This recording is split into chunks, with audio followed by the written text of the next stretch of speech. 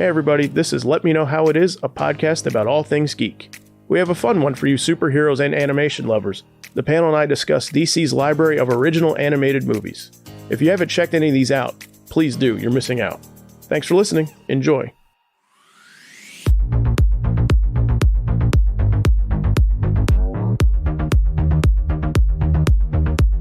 didn't know that Stephen Root did a voice in Superman Unbound. Who? Stephen Root. As what? It says as Zor-El. Really? Did he have a red stapler? Which one? Superman Unbound? Oh, the Supergirl one. Yeah. Okay. Is that Super one? Or the Brainiac one? That's the Brainiac one. So for this one, we're going to do DC animated original movies that started with Superman Doomsday back in, 2007? I have that right? Yeah, you're right. September 21st, 2007. And they have done... We have the Wikipedia page open. Do we have a number on how many they've done? No. So at the time of this recording, Wonder Woman Bloodlines is going to be the next release. That's well over 23, 24? Something like that. Something like that. Oh, doesn't matter. Anyway, so I'm going to open it up to you guys first. So we're going to just talk about which ones we like, which ones we don't like, which ones we sort of like, whichever. I'm Zach Slater. I'm Frank Melman. I'm Tommy Smithereens. I'm Clifton. Who's going to start? I'll start. Since All right. I was going to take mine away. Tommy, you have the floor. Oh, thank you. I apologize, but I have to take away Red Hood. Hands down. Best one they produced. Damn near the most perfect of adaptations from the source material as far as what they took out, what they left in, how they depicted it. I'd argue to say it depicted the story stronger this go round. It was more concise. It conveyed its message strongly. I just love it. I love the fight scenes. I love the message it conveys. I love the people they bring in. I love the villains. I love the added characters. I love everything about this movie. If it had any missteps, it was small and infinitesimal as far as what I thought of it. Like at first, I didn't like the Joker voice, but I grew to love that too. Hell, too bad that's the only thing he's ever done as far as the Joker's voice. That's John DiMaggio. Yep. Mm-hmm. Yeah. Hell, His voice didn't bother me. I thought I know that some people like... That's my favorite one too, and I think if there is a weak component to that movie in the face of the rest of the fan base, I think it's that. Yeah. But I disagree. I think he's really good. I like that he had a different take on it. I think part of what works so well for that one, especially, is the fact that they were able to bring in Judd Winnick, being the writer of the entire that story arc in Batman at the time, made it much made any kind of revisions work really well for the fact that he could basically come in and add to stuff or detract from what he had already done. So I thought it was really a good idea because they don't do that very often. They don't always, for whatever reason, if at all. He pitched that to them actually. Did he really? I remember seeing that in one of the special features that he pitched them doing that as an adaptation, and then basically on a phone pitch, and they were like, "That sounds great." Yeah. Let's do it. Yeah. It's a weird second draft of his own work, which I think is good. Yeah. And I think he picked he was just a good judge, I think, of what worked, what didn't work, what needs to be punched up. What needs to be punched up. I mean, I still think that because you don't really... Part of the problem with and it's not really a problem so much as it's just the way it worked out with the storyline is the fact that in the comic you fold into Infinite Crisis is what happens. Is that where it jumps up at? They get that ending. You get the same sort of ending where it's basically the standoff between the three of them being Batman, Red Hood, and Joker. Mm-hmm. Same thing in the comic, but because Infinite Crisis hits, things sort of go sideways, and then it's basically... They don't get back to it because I don't think Winnick's on the book after Infinite Crisis or during it. It's never revisited. It's not revisited until they do the Red Hood mini that Winnick wrote. That sort of gives a little bit of background on what Didn't Jason pop up in Green Arrow that he was working? He does for a while. Yeah, he does. He does in that too. But there is a Red Hood. Like I said, I think it's a 5 or 6 issue mini with Winnick. That Winnick fleshes out more along the lines of what happened to. I mean, there's an annual too that explains some of what happened to Jason, but there's also kind of a. It's a looking back and then looking forward for the character at that point, where they kind of address the stuff that he didn't get to in Batman. Because I think one of the best things about Red Hood is the last scene of it. Sure. That last. Oh my god! We'll say right now that we're going to spoil every single movie. Yeah, so if you haven't seen it, pause here. Yeah. And go watch it and then come back. And then come back. Because do yourself a favor and go watch it because it's fantastic. Yes. But that last line of, this is the best day of my life. Yeah. In the fucking Oh, man, yeah. It's the flashback, the flashbacks is a really nice touch to that movie. And even going to the open, I think distilling death in the family. I'm confused now with the Snyder one, which is Death of the Family. Death in the Family is the one where Robin dies. Yes. Spoiler again, like I said.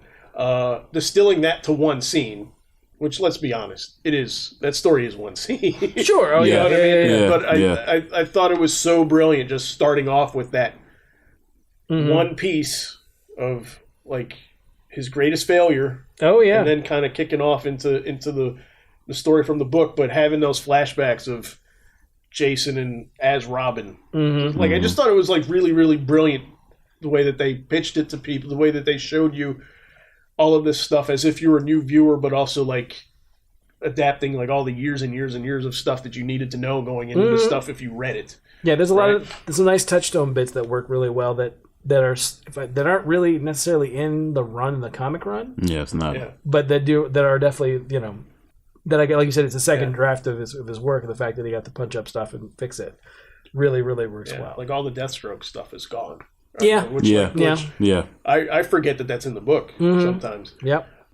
Yeah, no, I mean, we got to give props to Brandon Vietti, who directed the movie, also, who went on to do Young Justice stuff and everything like that. I forgot about that. And it's Bruce Greenwood's first performance as Batman, who voices him in Young Justice also. Yeah. But I think, I love Conroy too, and I love, like, all the Batman voices. But I think Bruce Greenwood is so undersold as a great Batman voice. He's good. Yeah.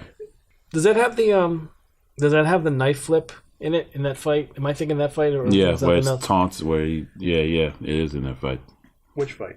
Well, there's what are you talking about? At the end? Yeah, it's the end where he's chasing him across the buildings, and then is that the fight I'm thinking of? Like Nightwing, I guess, is it Nightwing or Batman that catches his foot, and then instead of taking him out, he uses the knife that severs his line. Is how many? It's not that many blades. The chase suite. The chase scene. That's right. Yeah, and then it's also bit. And then it's also got that bit with that some people say they lifted from Batman versus the Hulk, that Treasury edition, where Batman that leaps through the car when they're having a fight with the where he leaps through the car. They throw a car at him and he runs right through it. Yeah, he jumps through the windows. Yeah, just I like the bit where Jason's like he's like, I love watching you fight. Where it's plainly acknowledged that Batman's a beast when he comes up against adversary or foes or whatever. One thing I wish they had left in from the comic is when they're fighting. I think when they're fighting, it might be when they're fighting Deathstroke, or they might be fighting is it not Man-Bats? Who are they fighting? Because that's Morrison's run. Who do they fight? They're fighting but there's a bit where it's a panel flashback of when they were Batman and Robin, as opposed to where it's Batman and Red Hood. You know what I'm talking about? Oh yeah. Where they basically he calls them, he gives them like the sign or the whatever for the move they're supposed to do. And I remember the scene. I can't remember who it is. I mean, it's been years since You're talking about from the book or from the show? It's in the book, definitely. It's in the book. Well, the book, I don't recall as much, but I know there's certain alluding to that where he breaks the guy's collarbone. Is that anything? No. It's more along the lines of, like, they're in the middle of a fight. Like, they're basically at odds, and then they both get into a situation where they have to rely on each other, and it's almost like them reverting back to being Batman and Robin. And Batman gives him basically what the shorthand is of what the next thing he wants him to do. No, I get it. I got you. Which is a nice bit in the comic, but I don't think it really I don't remember it making it into the animated. But still. No, I did not. I know you're talking. I know exactly what you're talking about. The Amazo fight's in there though. Yes. Which the moment you brought it up, Tommy, that was the first thing that jumped up. For some reason, I don't know why. Like, there's a lot of great fights in that movie. Yeah. A lot of them. Oh yeah. But for some reason, that Amazo one jumps out at me. Mm. And also, like, I keep having that image also of, like, Nightwing with, like, that giant staple gun. You remember? You know what I'm talking about? He's like pinning the cable down. The cable down in order for it not to go anywhere. The action is staged so well in that movie. Yes. Yeah. Hey, we talked about Bruce Greenwood as Batman. We talked about John DiMaggio as Joker. Mm-hmm. Other cast of note is Jensen Ackles. I believe it was his first voice work that I know of. I think so, yeah. After coming off of Supernatural. Okay. Also, we have Neil Patrick Harris. Yeah. As the casting that is Nightwing. Jensen Ackles was Red Hood. Mm-hmm. Okay. And Jason Isaacs. Ah. Oh, yeah. Race, right? Was he race or was he black? race. Was he Black Mask? It was Black Mask. Yeah, Black it was Mask. Black. Yeah. I believe it was Oh, Black. I thought it was Wade Was it Williams Wade? was Black Mask. And Wade Williams is there. Oh. We'll have to look that one up. Yeah. We will look that one up. Yes. But yeah. No, awesome voice work. And like, for what these movies would become, I mean, this one was a couple years in. Yeah. Red Hood was about like the third year, fourth year. Yeah, it's of very making early these on. Movies. But Yeah. but it is like the smallest cast I can think of for one of these. Like, it's a really, really tight story. Yeah, I love it. I can't say enough good things about this one. I love that. Yeah, I mean, Head and Shoulders my favorite. Yeah. I would say. Yeah. All right, looking up more cast. Wade Williams was Black Mask. Oh, okay. All right. Gary Cole is apparently uncredited as Commissioner Gordon. Ah, okay. And Bruce Timm as Riddler, which Yep. I do not remember that I bit. forgot about Riddler's that. in it? Yeah. He's in it's a flashback sequence with Jason as a kid. Yeah. That's right. Yeah. And Jason Isaacs as Ra's al Ghul. Gotcha. Okay. Awesome one. That's a great one. Also, yeah. I would say, I don't know if it's my next favorite, but Superman versus the Elite, I think, is also a really, really strong one, and I don't think gets the notoriety it deserves. This one is also interesting because this is also written by Joe Kelly, who did the book that this is based off of. Okay. But in my opinion, I think the reason this doesn't get noticed as much is the animation style. Yes. I think that this was like one of the first ones I can recall where they didn't try in some way to kind of ape the visual style of the book, and they just kind of went with, I don't want to say a house style because it didn't look like anything else before. Yeah. It's just funny visually. It doesn't really it's not. It's really hard to tie it in any kind of, like you said, house style. It's not really visually something they could like say, we're going to use the character models from this. It's almost like they had to create a whole cloth, and it's one of those choices that I as much as I love Superman vs. the Elite and I love Action Comics 775, Which we should explain sure, the setup for the movie before we get too far into it. So basically, the story is that basically Superman is I believe he's on patrol, and then it's one of the things where he hears of something going on in Japan, and then it's one of those things where this group is taking care of it, but at the same time they've had a lot of like mass destruction in the wake of them trying to take care of what's going on in Japan. And basically you find out this new group called the Elite, which is they're pretty much an analog for the Authority at that point, which was a Warren Ellis book from Wildstorm, in which hyper-realistic, hyper-widescreen, lots of violence, a lot of... I don't know a better way to describe it than just... Edgy. Well, it was edgy, but it was all intentionally edgy. Intentionally so. Yeah. It was definitely one of those books that basically wanted to show, while showing superheroes on a widescreen, it definitely wanted to show somewhat more of a hyper realism of what it would be. Wanted to push some boundaries of the superhero stories at the time, for sure. And what we're talking about is Action Comics number 75 or 775, titled "What's So Funny About Truth, Justice, and the American Way?" A classic Superman story. Right, and it's one of those. Again, it's one of the. It's one of my. Again, when we were doing another episode, we were talking about favorite issues. It's definitely one of my favorite Superman issues, because again, it deals with, the idea of, well, is Superman outdated? Is he not something that should still be, still be lauded? Is it something that we should move away from? And as the Elite becomes more and more extreme and challenges more of what Superman's about, it's a question of whether or not Superman's going to cross a line in order to be thought of as relevant, as well as being able to still be Superman, still do the job.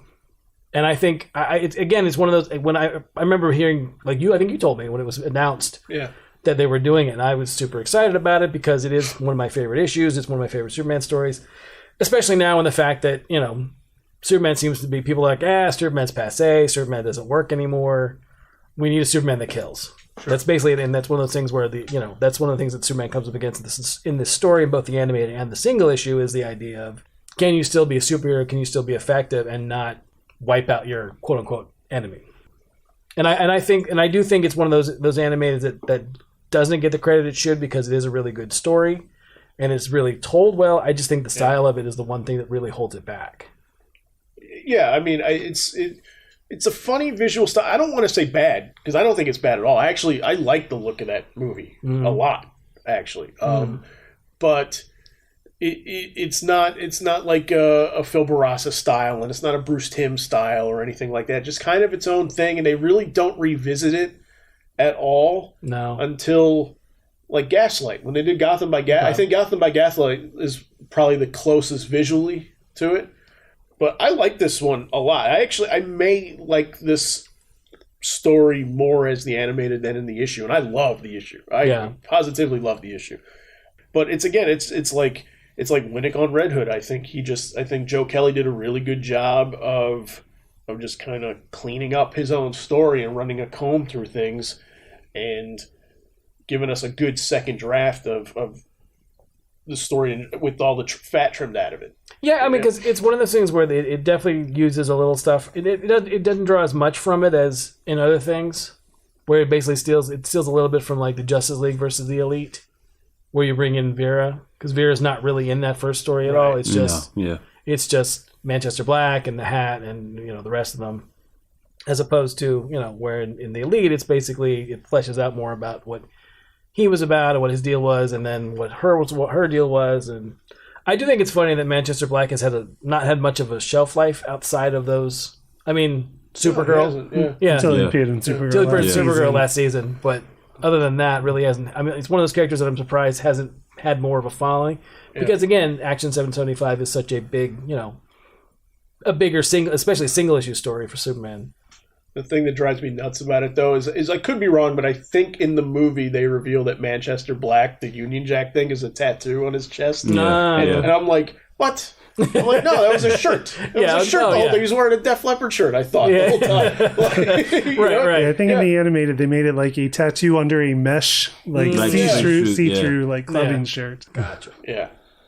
That's the one negative for me, in my opinion. And otherwise, I think very, very solid movie that doesn't get anywhere near the love it should. Yeah, it was a T-shirt when he appeared on Supergirl. So they went back to that. But the one thing I will say about the style, I think this one has one of the best opening credits of all, because it had like the Flash looking one. I was going to mention the opening that it starts off strong with a visual style that they had not done on any of the animated movies up to that point. It's one of the most, stylistically daring choices they probably made for an opening was to go with a 1970s punk aesthetic of the roaring music, the different graphic styles flashing quickly through the scenes.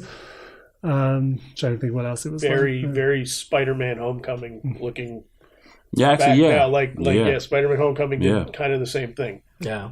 And Powerpuff Girls. The current Powerpuff Girls opening is in a similar aesthetic. It's true. Haven't seen that. Yeah, it's a really good one. Yeah.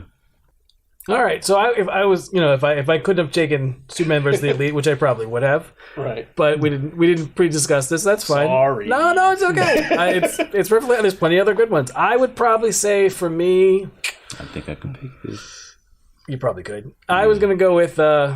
Was it The Crisis on Two Earths? Yes. Okay. That's what I was going to name next. Yes. I mean, that would be. That one is way up there. It's really tough to beat that one. I mean, you've got the what is in the comics were originally the Earth 3 supervillains, the analogs or the archetypes for the Justice League versus the Justice League, and then you get to see the alternate Earths and the whole concept, and you get the pseudo Justice League Detroit, which was nice. You get the Visible Jet. Yeah, that whole scene. The Visible Jet was a nice bit too. You get the evil Marvel family. Yes. Uncle Dudley as a threat. Oh my God. Oh yeah. All that stuff. When you see the Crime Syndicate. This is the first one I think that Phil Barassa designed. Okay. Also, which a lot like his style kind of changes I think as it goes on, but like this is very much like what his Young Justice style looked like. But isn't this the first story post death of McDuffie? Yeah, it was by the late great Dwayne McDuffie. Yeah. Well, that explains a lot. Yeah. I thought Doom was the first one he did after he died. This is one that he was a writer on. He did 3 of these movies. Yeah. Okay. He did 3 of these movies. This is the first of the movies of his that came out. I think Doom was the last one. Right. Yeah, I think Doom was the last one, right? Yeah. Yeah. So I think Doom was the one that came out after. Yeah. But what makes it even more special was it was a thrown away storyline from Justice League Unlimited, wasn't it? Yeah, it's supposed to bridge the gap between Unlimited, Justice League Unlimited, and then this stuff. And then apparently they didn't. Either they chose a different art style, or they went. No, it was supposed to be. It was supposed to fill in between Starcrossed and Justice League Unlimited. Oh wow! Right. Okay.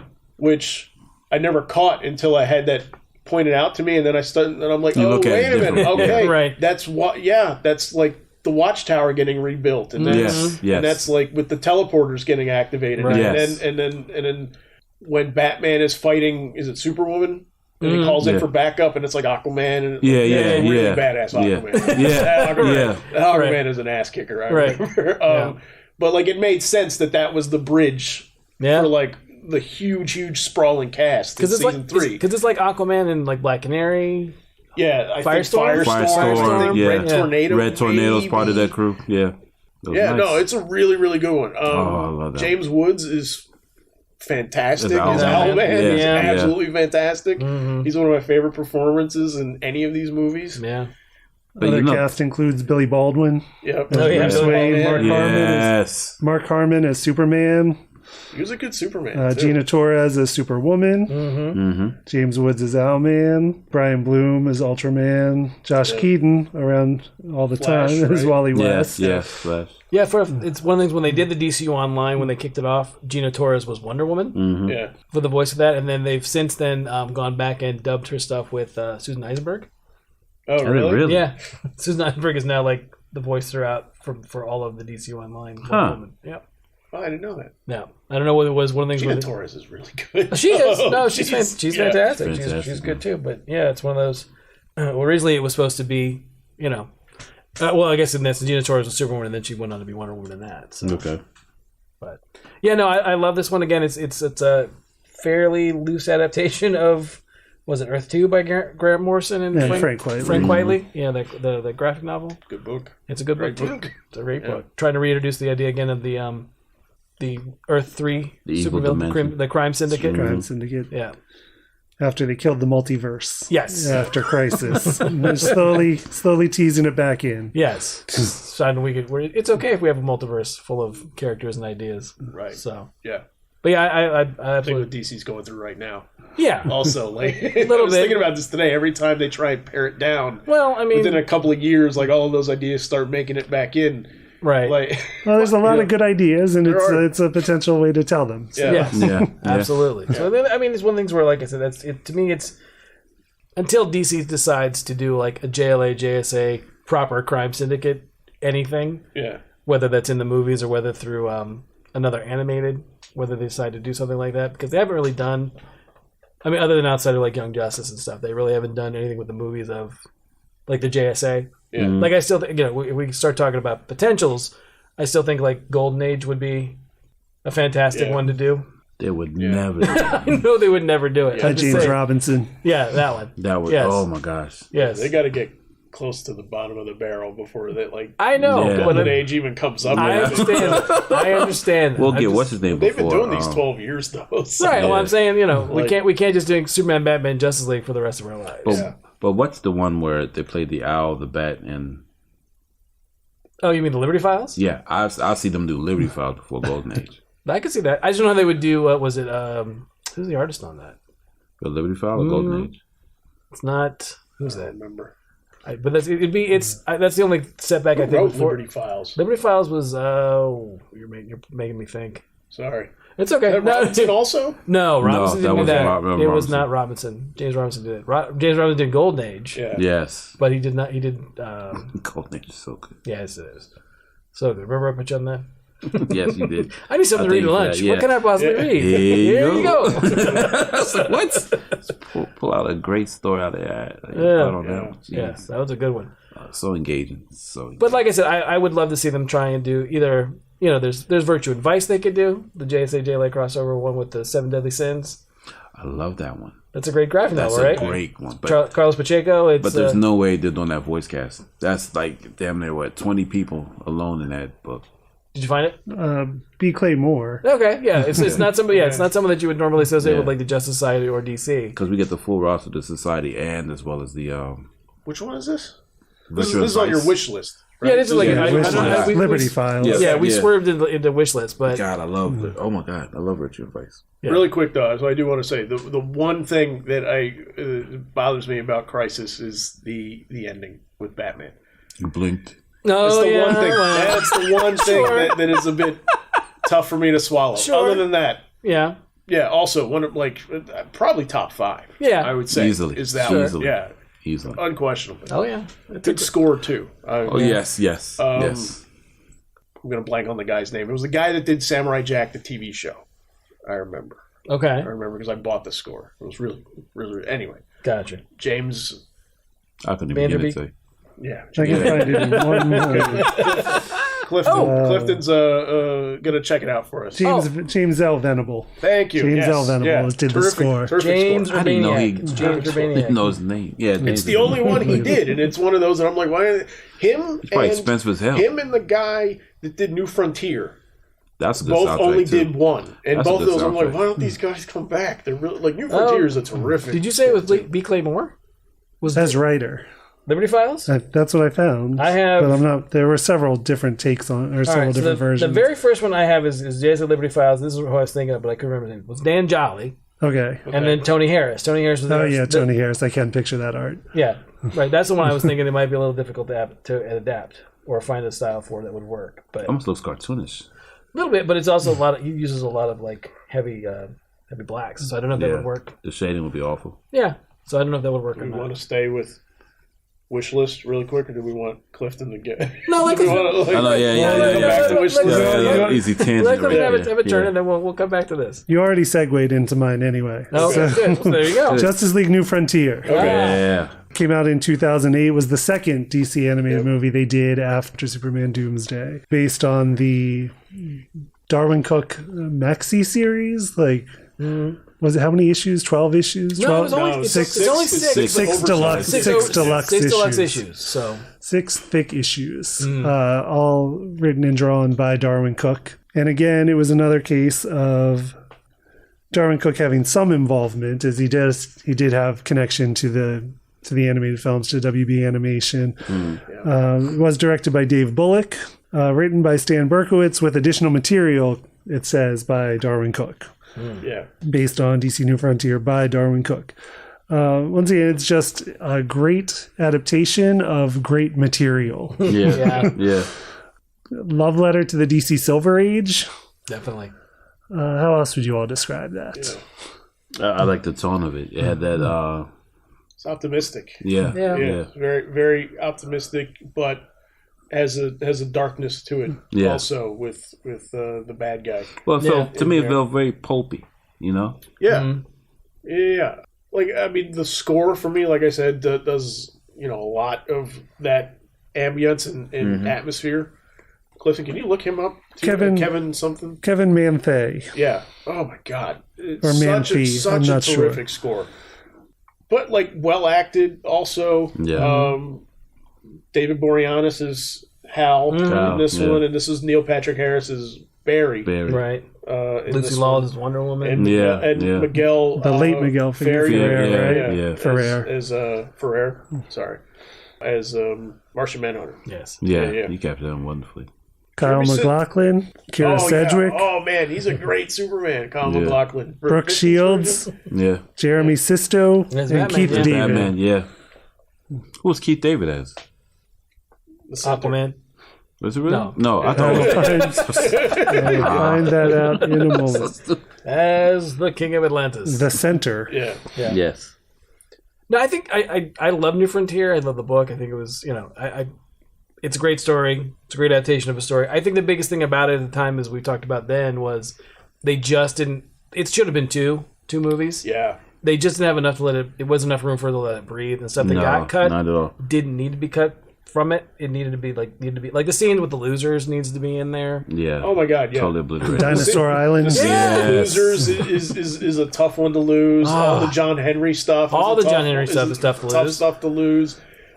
Yeah. It's one of those that so Superman Doomsday was the first one they did, and then this past year they did Death of Superman and Reign of the Superman as a 2-part movie. I hope maybe somewhere down the line, maybe we get New Frontiers a two-parter. Kind of revisit it? Yeah. Yeah, I think they should. They need to. Not that there's anything wrong with this version. This version is terrific. No, it's great. Yeah, but it needs to be fleshed out more. But if you could have gotten some of the stuff in there that you dropped for time, and that's the only reason it was dropped is for time. It's not like it doesn't work. Right. Or it's not, you know. No. I mean, it's obviously, whatever the stuff that they chose to keep in is worthy stuff. It's just one of those things where there are moments like you don't get the challengers.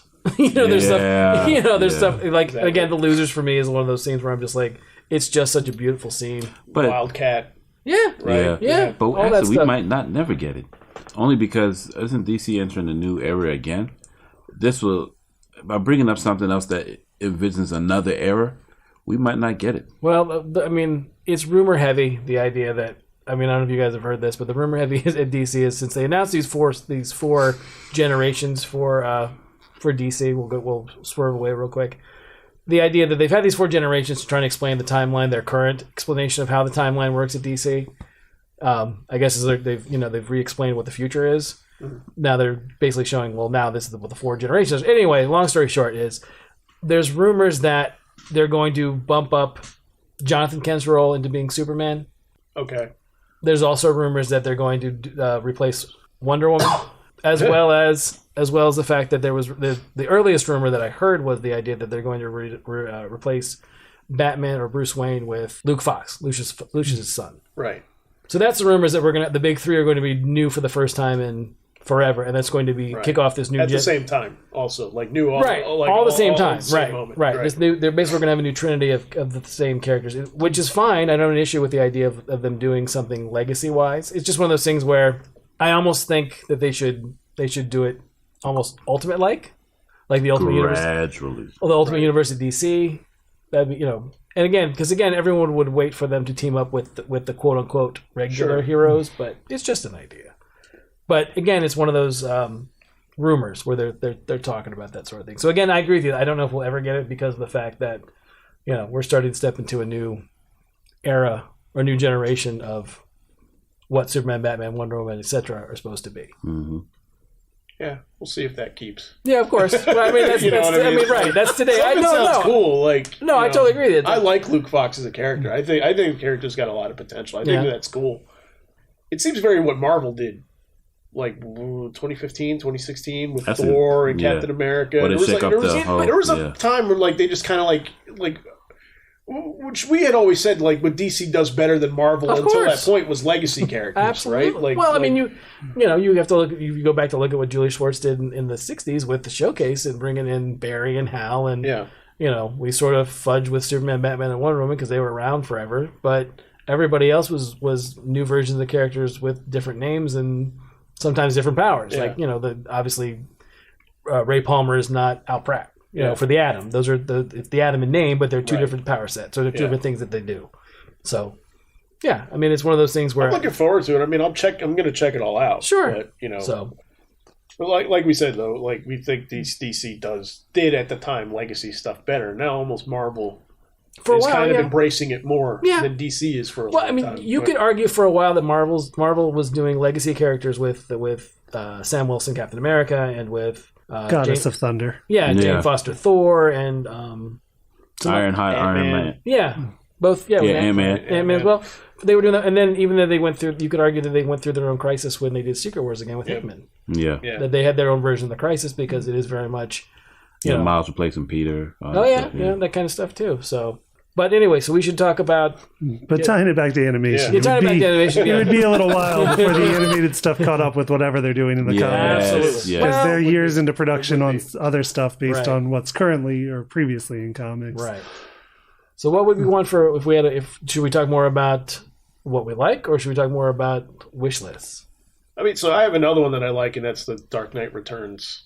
Okay, yeah. Do you like that? I thought you didn't like that. No. I like that one a lot. Okay. I think part one is this is the first of the 2-part movies that they did. So they did, if you know the book, and if you don't, you should read the book because it's awesome. Stop right now and read the book. Then I come back. But the first movie is essentially like the first 2 issues of the 4 issues, and then second half is issues 3 and 4. Yeah. So I think movie wise, if I'm looking at them as 2 separate things, I think part 1 is a little bit stronger than part 2, just slightly stronger. But as a whole, I think it's fantastic. And one of the things that I am really impressed with. So this was adapted by Bob Goodman, who was Batman the Animated Series alum and Superman the Animated Series alum. So he got this script and he did both parts. And what fascinates me is that there's no voiceover in this movie, because I think some of the most iconic stuff in Dark Knight Returns, the book, is the thought box captions of, there's 7 working defenses from this, the rain on the chest is baptism. Yeah. You know what I mean? Yeah. And, I'm really impressed that they did the movie without that. I'm kind of glad they did, to be quite honest. No, I think it doesn't need it. Yeah, it really doesn't. But I've always wondered, is there a version of this script floating around that has that stuff in there? Yeah, well, remember, but it had it in what was it, Tales from the Dark Knight for the animated series? Legends of the Dark Knight. Legends of the Dark Knight. Yeah. Where they do it formatically, just like you envisioned with the him talking his thoughts out loud, things of that nature. With Michael Ironside's voice. Exactly. Yes. And just that brief little bit with Carrie Kelly. Yeah. So that's a good episode too. Yeah, it is. Just for that. It's held up exclusively for that piece. Sorry, Dick Sprang. Yeah, that part's cool too. But, Michael McKean is the Joker. Yeah, yes, it's pretty awesome. Yeah, forgot he was the Joker. Yeah, we're getting sidetracked though. But I think this Michael McKean is in Dark Knight too. He's the psychiatrist and all the Dr. Wolper. And RoboCop is Batman. Peter Weller is Batman. Which is Ariel Winter is Carrie Kelly. Carrie Kelly from Modern Family. Yeah. No, I just think a fun score. They played with it. They did a lot of 80s synth sounding stuff. This was one of the first ones that I can think of too that was overtly color scripted. So what I mean by that is essentially they took the scenes and they crafted the color palette to kind of reflect a little bit more mood. And this is one of the more if it's not the first one that they did, because I don't think it's the first time that they did it, but it's one of the more stylized ones where they played around with it. If that makes sense. Yeah. No, you look at what Lynn Varnley did the colors originally, right? Yeah. Because it's Klaus Johnson and Frank. Yeah. And then Lynn Varney colors. Yeah, did the colors. So it's one of the things where you look at that. It's a lot of it looks like it's in some places it's watercolors, in some places it's it looks like it's painted. In some that's one of the things about that book that I think the other sequels and stuff, other than the stories not being as good, suffers from is the fact that the colors aren't nearly as good as in the first one. Because some of those shots of Batman on horseback and Batman leaving out of the tank to fight the mutant leader, and some of those are just gorgeous. They become more iconic shots of Batman than in the last. When you think about it was 86 when Dark Knight came out. 86, yes. Wow. So you're thinking it's been a while. So you're thinking almost a 40-year-old book. A lot of those shots are just iconic shots of Batman that we did, that again are just gorgeous from that time, as well as the fact that. I didn't consider it being that old. And this is a pretty darn strict adaptation, but at the same time, does leave some stuff out, and I think those are all good decisions. So we'll get into maybe some of the other ones that were more strict, almost page for page. Year one. Yeah, year one. Year one is the book. I'll say to a fault. You know what I mean? And year one is my absolute favorite comic book of all time. Yeah, no, but it doesn't. But there's something about the movie where it's it's the book top to bottom with nothing added, nothing taken away, and there's just something. I don't know if it's just the pacing in some scenes is different. Slower. Frank, we talk about the fire escape scene. Mm-hmm. We're there's something about the fire escape scene that makes us we read this differently. I think it plays out. I think it might be direction, because I think it's one of those things where I think whoever was, I don't know who directed. So that one was co-directed. So year one.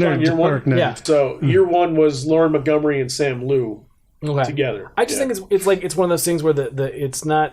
I don't know if it's just the whoever was directing that scene had a different interpretation than the way I read it. Yeah. Because again, it's one of those things where it's something that's it's subjective, because I think when you're directing voice actors and actors in general, it's one of those things where that's one of my, not to get off track and not to go away from animation, to segue quickly to Watchmen, the movie, for example. Right. Like, there are scenes in Watchmen that I'm like, I have a totally different read on that scene than the actors do. Yeah. And it can't be this that just the actors take. It's got to be it's got to be Snyder from directing them. Sure. But I think in the same way, much of the animated series, the animated movie stuff, it's the same thing where you get people. I think it's just either it was the take that they liked or the direction was different, but I think it's just one of those things where it might just be subjective because comics are so subjective to begin with.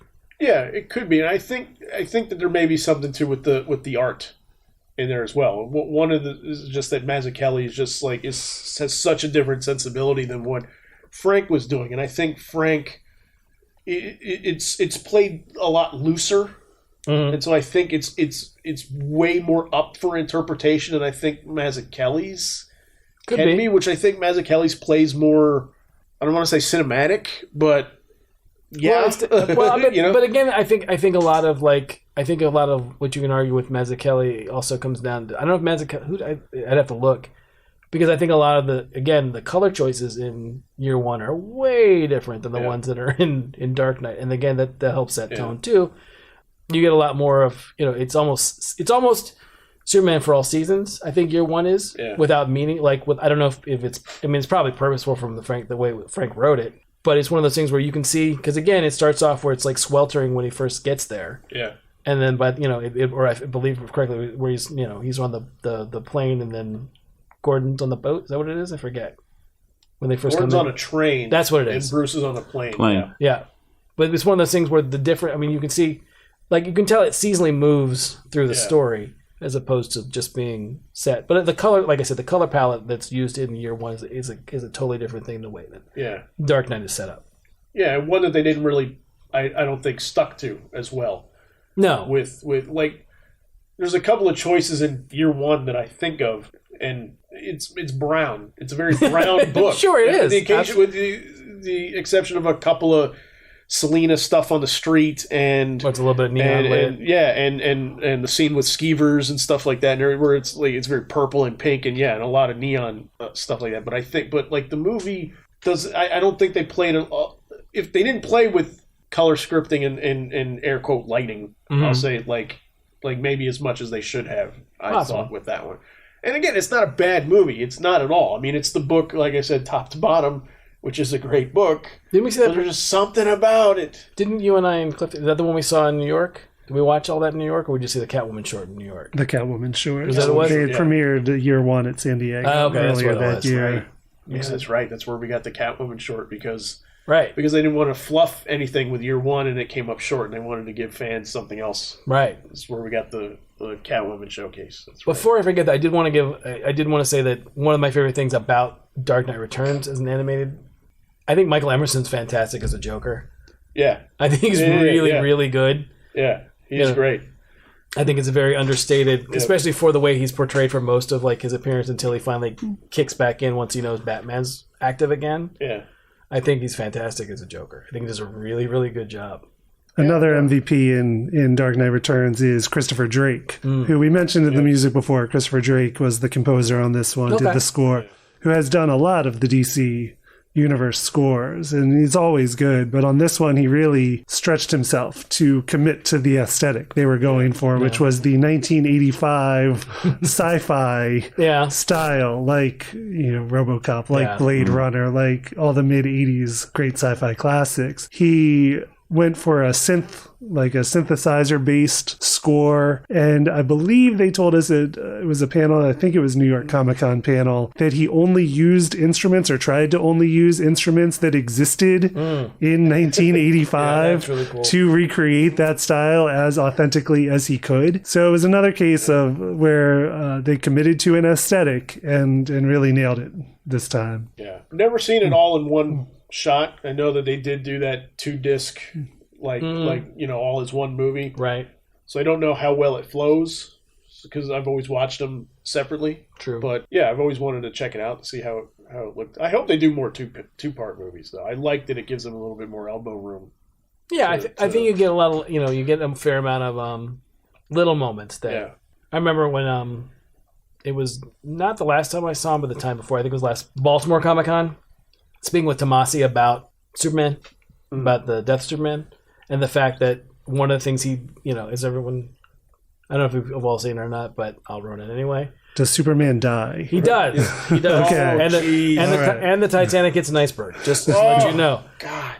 But we were just talking about he was like, how did you like it compared to the original, blah blah blah, and he said, we were talking, and he said that the main thing, that one of the things that he wanted to keep in there, that he had to fight to keep in there, was the part with Bibbo saying the prayer. Oh yeah. Oh boy. Yeah. Good. I'm happy he won that fight. Yeah. He's like, because he was teasing me, like we were talking. I said, one of my biggest things about that was it was cool to see. Not that I didn't want to see the DeMatteis Giffen League go up against Doomsday, but having the quote unquote original or main league try to go against Doomsday made it that the stakes that much bigger, because they have a different power set. They're much more powerful than the Giffen DeMatteis League. Yeah. He said, yeah, the one thing that they wanted me to cut was the Bibbo stuff. They didn't want it in there. They didn't think it worked. And he's like, I fought and fought and fought, and they finally acquiesced and gave it to me. But I'm like, that's a tremendous part of that movie. Is. Why would you? He's like, I don't know. He's like, they just didn't want it. Well, I mean, and they left it in. Thank goodness. Yeah, right. Absolutely. I mean, thank goodness he won that creative battle. But because that's one of my favorite moments ever from. Oh, it's great. Superman, from the death of Superman stuff. Yep. Yeah, I think the big problem with that movie, in my opinion, though, is I wish that they didn't try and put it in that New 52 shared Justice League. Sure. Like I don't know why they didn't just do it as its own standalone thing. Yeah, I agree with you there. It should have been its own thing. It shouldn't have been reliant on, war and Throne of Atlantis and all that stuff. No, I don't think it needs to be part of that at all. Like, but, I mean, it's a stupid nitpicky thing, but it drives me nuts that. Because they went with the New 52 costume, which I hate. Sure. I absolutely hate the New 52 Superman costume. I don't like Superman's onesie either. Right? But in that costume, though, the Superman emblem on the back of the cape is black. Right? Right. Instead of the gold one. Sure. And I'm like, and that's like one of the most iconic covers ever, is the cape just sitting on the wooden stake, like flapping in the wind and stuff like that. And I'm just like, you didn't like the most important visual, I think, in this entire piece doesn't stick the landing for that, because they have to shoehorn. They have to shoehorn this stupid costume that they've already walked back. Yeah, I agree with you. Yeah, it's true. Yeah, and by the time I think maybe by the time it came out, he wasn't wearing that in the books anymore. No, they had to reverse it and say we made a mistake. Well, without saying a mistake, they reversed it. So. Yeah.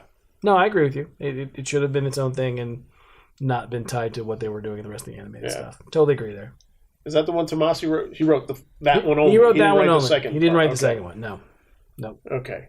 So I guess we've kind of gone into a little bit of the ones that, we like now, but have some issues, or we just outright don't like. Cool.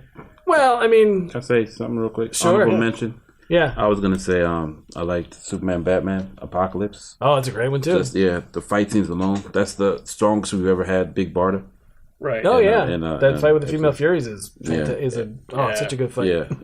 As far as fight scenes go, I mean, hell, how many times do we see that's a good one too. The Kent family farm get obliterated? Yes. Yeah. I mean, Andre Braugher's Dark Side's pretty great. Yeah. One of the more successful successful styles matching the artist too. Yeah. Michael Turner's art. Yeah, it was. I think is that one. Yep. And then Hell to Pay. As far as honorable mentions. Hell to Pay is a lot of fun. Yeah, it's not adapted from any book, and I like the use of with her B-list characters that we don't see animated at all. Right. Yeah. I mean, it borrows a lot. It does borrow a lot from previous Suicide Squad and cartoons. Like Ostrander Suicide Squad. It borrows from, and it definitely borrows from Gail Simone's Secret Six for sure. Yeah, it does. Yeah, it does. But it's not next. It's the. I mean, if you're going to say it's based on anything, it's definitely based on the Secret Six storyline, where the Six find out that there's basically a get out of free card, get out of hell free card. Yeah. And they have to they basically try to get it. So it's based on that the most, but it does borrow a lot from Ostrander too, as anyone should if you're doing Suicide Squad. Huge surprise, because I was not looking forward to that one at all, and I love Suicide Squad, so it wasn't. Yeah, it wasn't that. It wasn't that it's not Batman or it's not Superman, and I'm not into it. It was but there was something about it. I was like, I just didn't have a whole lot of faith in that it was going to be good, and then Tommy kept. Have you watched it yet? Have you watched it yet? Have you watched it yet? And just because I know our own tastes, the fact that he kept asking me about it, right? made me feel like, okay, there's probably something to this. It's probably a decent one. And I watched it, and then I remember I texted you right after. Yeah, I'm like, okay, yeah, it's a good one. It's one of the good ones. Yeah. I would say the only other honorable mention I have is one that's more recent. Would have to be the Batman '66, the Adam West Two-Face. Yeah, that was good. Yeah. Which I thought top to bottom was pretty great. Yeah. You know, How great is Shatner in that? Shatner's amazingly good in that. Terrific in that. You know, I thought when I heard him announced at the beginning, I thought, well, maybe he'll show up and maybe he'll phone it in and maybe he won't really care. But no, he genuinely, it's one of those. In retrospect, in '66, if Shatner had Harvey Dent on the '66 Batman show, I could actually see Shatner being an amazingly good Two-Face. So yeah, he's great at it. God, I so wish that we could have gotten a third one of those. Yeah, no, I totally agree. Passed away. But even the fight at the end is so uncommonly a Batman Adam West fight. It's an actual fight between Batman and Two-Face, and it really does come off as legitimate as opposed to just the big sound effects in the air. Yeah, those are good ones. So I'm going to lightning round a couple of honorable mentions also that I think are super, super good. Okay. And I'm going to say the Wonder Woman movie. That was the fourth one that they did that Gail Simone did the script for. It's a great one. And Kerry Russell. Laura Montgomery directed. I think that one is terrific. I really wished that the Wonder Woman Bloodlines, that's the next one coming out, I really wish that was a sequel to this one. Mm-hmm. But I don't think it is. Not from what I've heard. Because the end of Wonder Woman, you get that nice little tease with Cheetah, right? Yeah. You get it at the end. So I'll say that one. Also, Wonder Woman is a great one. We're getting kind of in the B+ range at this point, but I think Assault on Arkham is a fun one too. It's strong. And I'll say Gotham by Gaslight. I was really surprised by Gotham by Gaslight's an interesting one, whereas I don't think anybody remembers the story. No. Outside of just the plot. It's just Batman versus Jack the Ripper, and that's it. Yeah. And what I liked about that one is that they had room to kind of play around with it. Yeah. So those are my. I don't think I'm blanking on any of the other ones. So so which are the ones that we think don't nail? That you can stay away from. I'm going to give lightning rounds some good ones. Okay. I'm giving my lightning rounds to the showcases, which were the short films that they would do and attach to some of their other releases. So, I mean, some of my favorites are the Spectre they did, which was done very much like a 70s horror comic. Yeah. There was also the Green Arrow, which was directed by Weissman, right? Written by Greg Weissman. Yes. Joaquin Dos Santos, I think, directed all of those. Yeah, and Joaquin Dos Santos is a great director. Yeah, his action is terrific all the time. All the time. I need more. And then Superman Shazam, The Return of Black Adam. Yeah, I love that one. That one is another excellent one. That was so nice. Which features Zach Collison as Billy Batson. I just learned looking at this. Yeah, Steven Universe as Billy Batson, which is actually retroactively perfect casting. Yeah, it is. Yeah, it is. Speaking of, I just finished season 1, Tommy, so we'll offline that. But that is a good one. I like that one a lot too. Yeah, it is. But so they did collect and put out the showcases as individual in one collected edition. Oh, that was nice. I forgot about those. Are some of my favorites, and they're quick watches. And more coming out. And they have restarted the program. They're going back to it again? Yes. Yeah, so Hush. They need to. Hush had the first one, which was Sergeant Rock. You're right. You're right. That Jam DeMatteis is doing a bunch of these. Not Sergeant Rock. He's doing Death, which is the next one that's coming out of Wonder Woman. We're getting that version of not Morrison. What's his Neil Gaiman. Gaiman's version of from Death. Sandman. Yeah. Mm-hmm. I'm surprised. Yeah, they're doing Sergeant Rock, Death, Phantom Stranger, Adam Strange. Really? And then the long one, kind of like the Superman Shazam one, is going to be like Death in the Family of Batman. Oh, is it really? Okay. Yes. Really? Huh. Okay. Yeah. Wow. I've only seen the Sergeant Rock one, which is fun. I didn't watch it. I haven't seen it. It is a fun. I've seen it. I liked parts of it. Right. Not to ruin it for anyone, but it's one of those that could have. It's got some good ideas in it. I felt like it could have been a little bit longer. It definitely was stuff that just in some cases got jammed together. Didn't quite work for me. Okay. Okay, I'm going to do one more. Sorry, one more honorable mention. Okay, and then we'll go on to the ones that kind of fall a little flat. So I'm going to say Justice League Emerald Knights, which was the shorts, like the different chapter. Yeah. Green Lantern. Oh, okay. So it was the one. Yeah. So not all of these are great. But I want to point this one out because Roddy Piper plays Bolfunga. Yeah. It's one of the Alan Moore adaptations. Yeah. And I think that one is like my favorite one out of there. Is that Mogo doesn't socialize? Yeah. That one is so much fun. Right. The other Alan Moore story that they adapted, I think, is trash on that piece. Though, okay. But he's great in the comics. Tigers. Yeah, no, the book is awesome. The Alan Moore story is terrific. You will never hear me say anything bad about that. But they adapted Tigers for the story. And this was like post Blackest Night, or Blackest Night was about to start up. And it was going strong. There's some retcons that they did in the comics to that story. To include Atrocitus retroactively. That they did in the animated. That I was like heartbroken that they didn't just do Tigers. Right, I hear you. Yeah. But okay. All right. So that's a good segue to like the ones that like. So does everybody want to do like one that we think fell flat? Oh my god! Completely. If you can narrow it down to one. Yeah. Yeah. All right. Who wants to start first on that one? Anybody got one in the chamber to go? Because I'm definitely looking them up right now. As far as I'll go. I'll say that's fine. All of the Justice League ones that are in. But most specifically, I'm going to say Judas Contract, which was also like. Hang on, I'm conflating two of them. They did a Justice League versus Teen Titans one. There it is. Right? Yeah. That one I thought really fell flat. But then they did Judas Contract, which like they changed so much of it that I was like, what's the point? Yeah. Right. Why are you doing I agree. this? Right.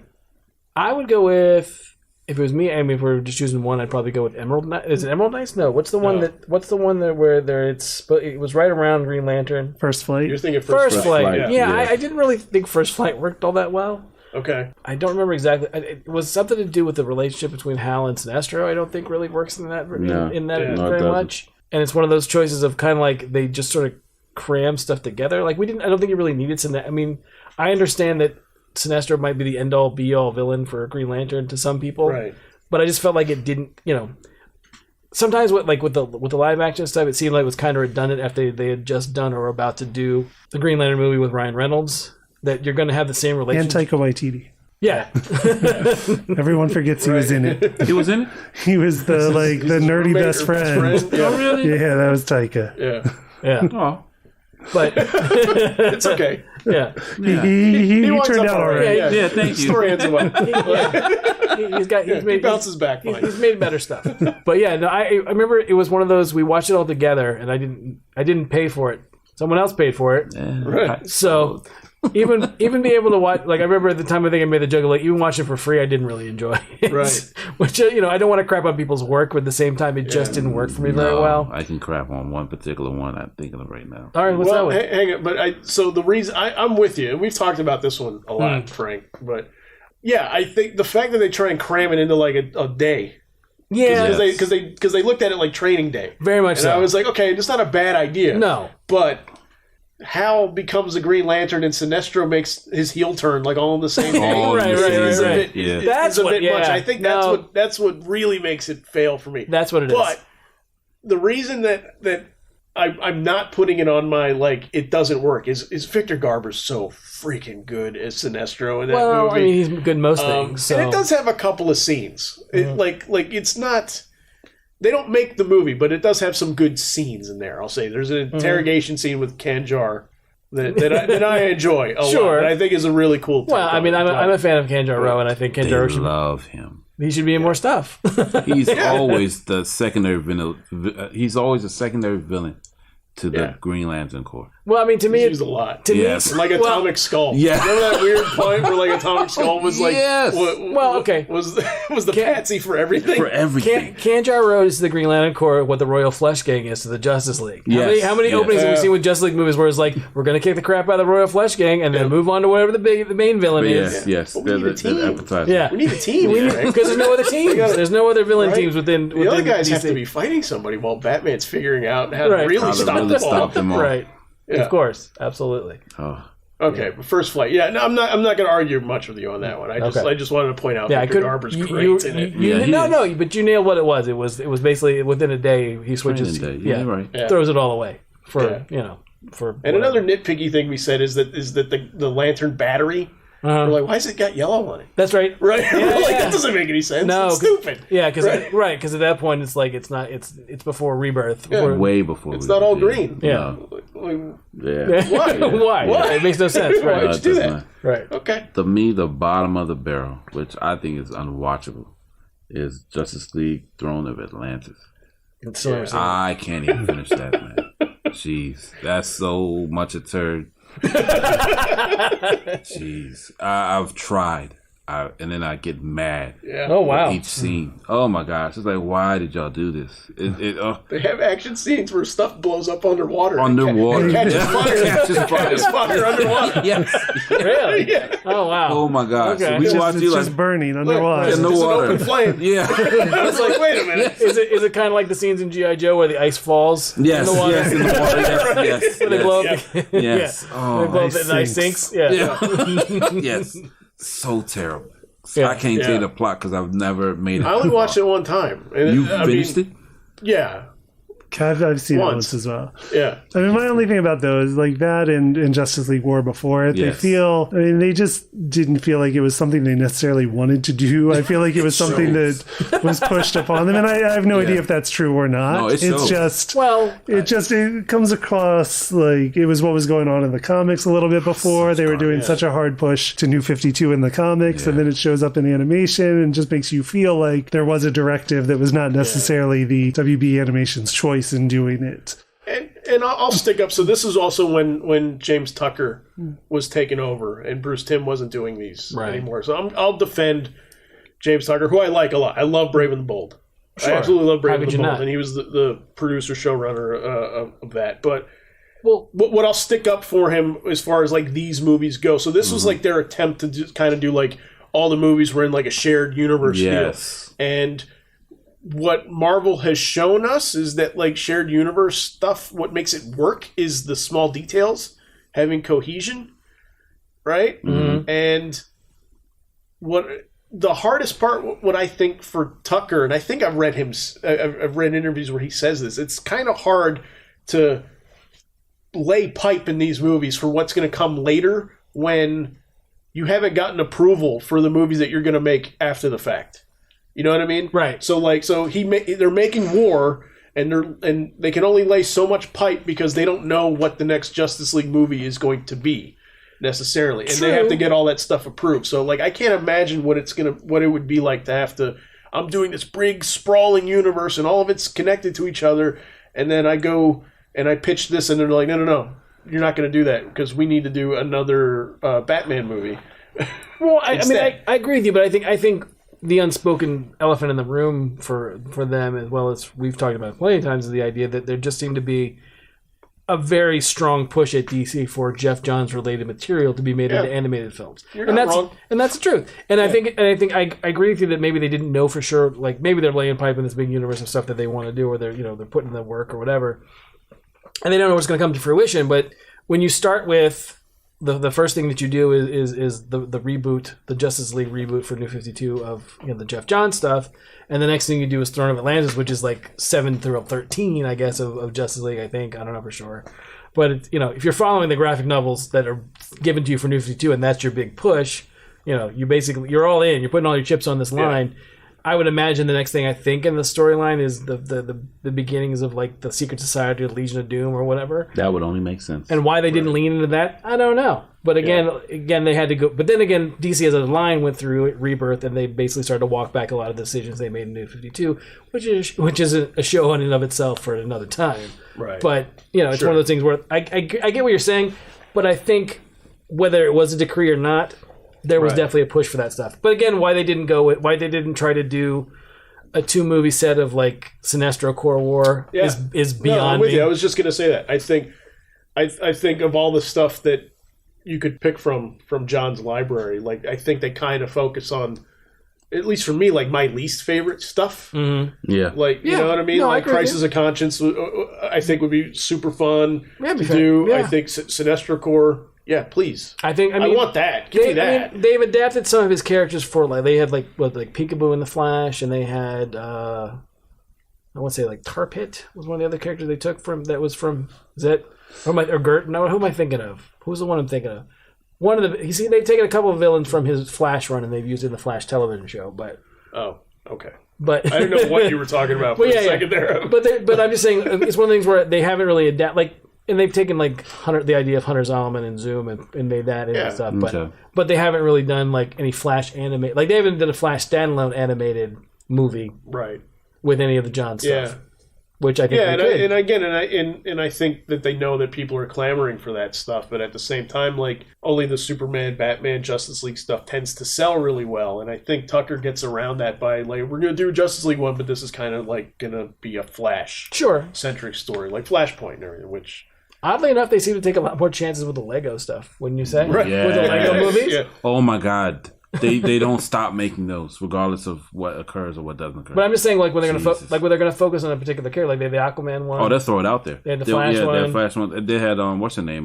Did they have Jessica Cruz? Yeah. Well, she was a character that was heavily in one of the. Yeah, but oh my God, all they have to they don't deter from that. Yeah. As long as this is set creating that having that character, they'll make a movie, and the movie be out quick. The Flash one wasn't bad. Yeah. Yeah, I was surprised. It wasn't as campy or kid-like as the usual ones, but when they had Jason, they had the whole Bat family with Batwoman. Okay. Yeah. Again, the Lego movies, they don't care. They do not care. As long as Lego makes it, they're on board. Yeah, we'll make one for you there. Okay. Sure. Gotcha. Listen, one that didn't. I already covered it. Okay. more in the New 52, the ones that launched their version of the New 52, Throne of Atlantis and more, just didn't hit the mark. No. I want to be Judas Contract. I think I want Tara to die in that one. Like I really do. No, I really do. She's awful. Oh, I couldn't stand. What was the one with they kept cloning his son? Whose son? I think it's Bad Blood.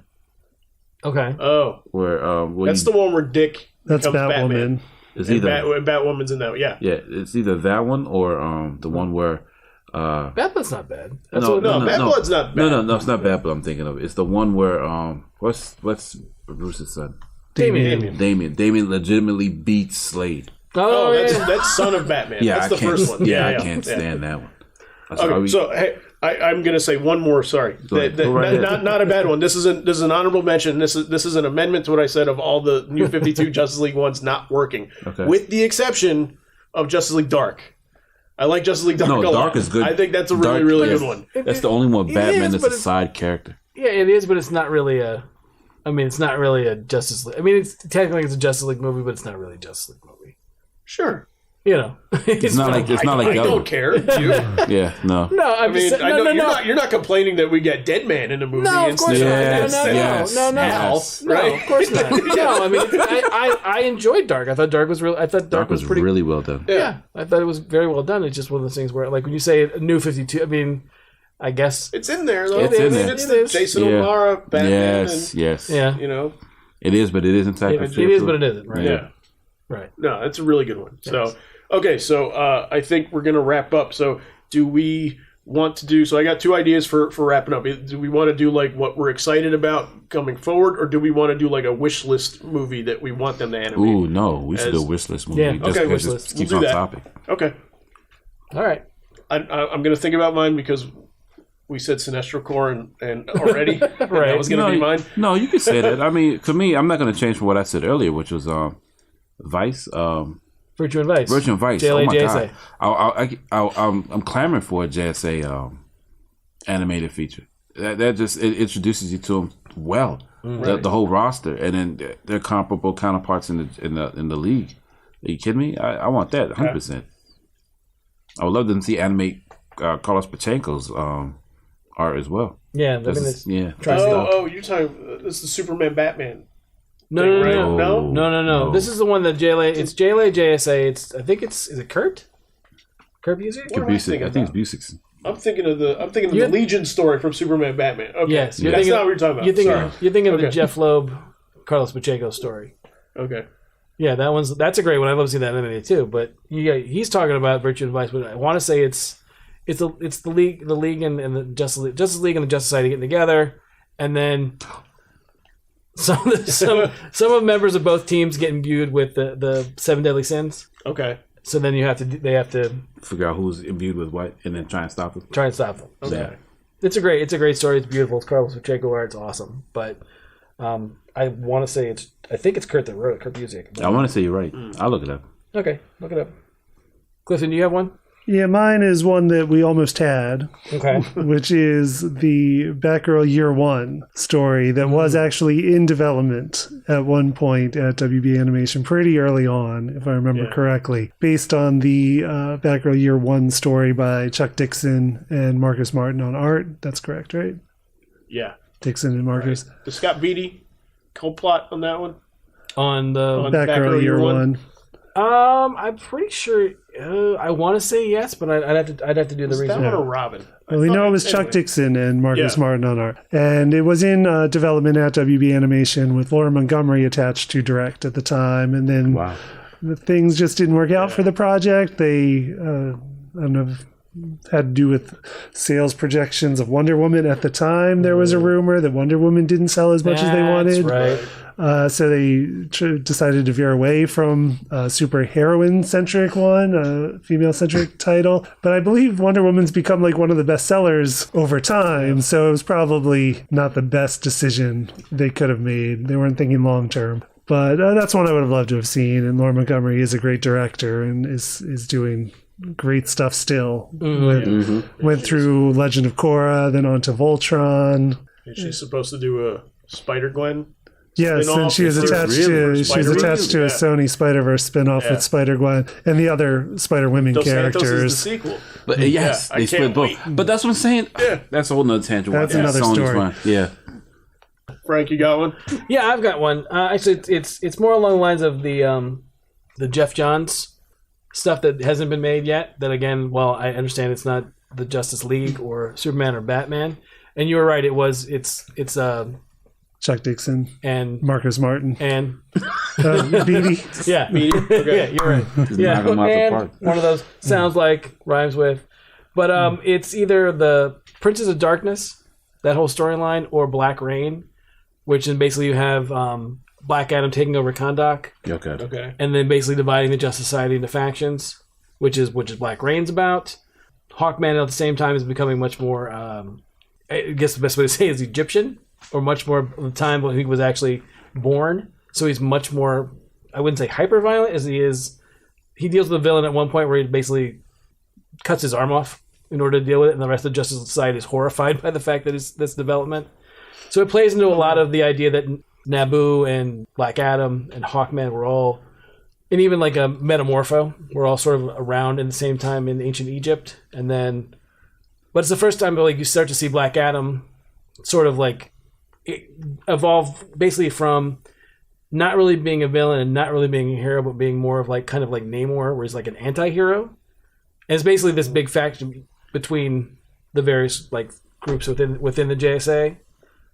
And then Princes of Darkness is Eclipso and Mordru and the Shades in it. Like basically all these characters dealing with the JSA, which is it's another great Jeff Johns story. If he didn't do the outright first 6 issues of JSA, which is you have Mordru as a younger person, as a younger wizard, long before he's in Legion, fighting the JSA, which I thought was really cool to tie one of the first superhero teams at DC with the oldest, the oldest, right? With the kids from the Legion, which is not normally done because normally it's like if it's anything, it's always Superman based with the Legion as opposed to like or the Justice League with the Legion, that kind of thing. So either of those three, I guess, would probably be my choice. Something JSA related. Yeah, so for mine, I was going to say Sinestro Corps, which I do want. It's a great story. And like Long Halloween would be a cool one, but I'm going to just say I'm going to put a showcase for my wish list. And I just want him to do something with Commandy. Okay. Please. Like long form with Commandy? Yeah, just Commandy like by himself, like not teamed up with somebody else shoehorned in there so that we could get it made. Yeah. So that's mine. Okay. Commandy. Not a bad one. That's a good one. All right, cool. That is it for the DC original animated movies. Thanks for listening.